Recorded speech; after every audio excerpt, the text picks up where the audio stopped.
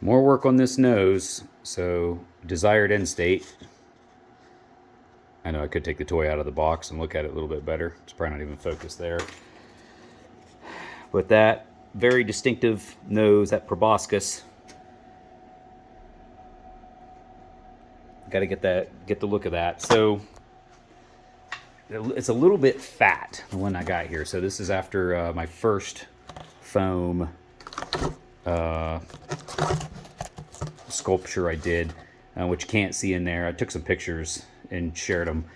I used the, I don't even know where it's at, all that pink stuff, and I stacked them up and carved that nose, and then I covered it in HVAC tape, and then stuck it on this piece of white styrofoam that I kind of cut to shape. Again, using my MDF template that I made.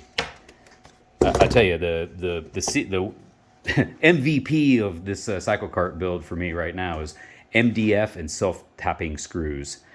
So I made this template with MDF. That helped me make that, and if I have to redo that thing, this will be the template that I go with again. Transferred that over to plywood, and I was going to use some thicker stuff. I only ended up using 1/4 inch. And but once you zip them in with these self tappers and lock them in, my aluminum straps right here, it is incredibly sturdy. I mean, I know if this thing goes on its lid, that's not collapsing. This is an incredibly sturdy structure right here. It'll have to take a significant wreck or something to damage that. Not that I'm beyond doing that. Definitely not beyond doing that.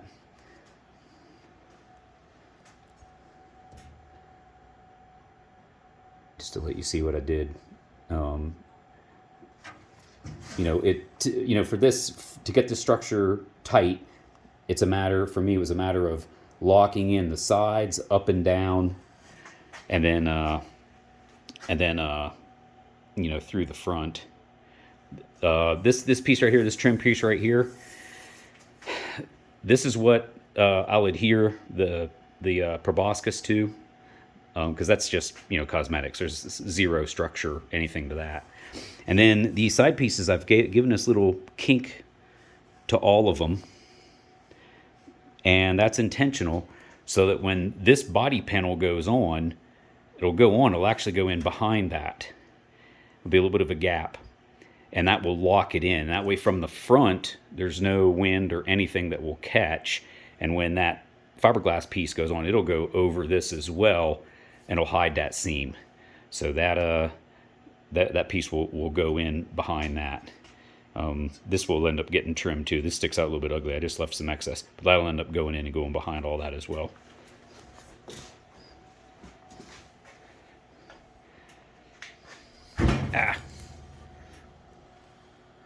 Not hard to see on video, but there's just enough gap right there for that 30 gauge. Sorry, 20 gauge. And I know it looks really ugly. I beat on those aluminum straps like 20 times, going back and forth between the vise and the piece right there to get the width exactly right. I also used probably hard to see here again, these countersunk Allens anywhere where the body's going to be.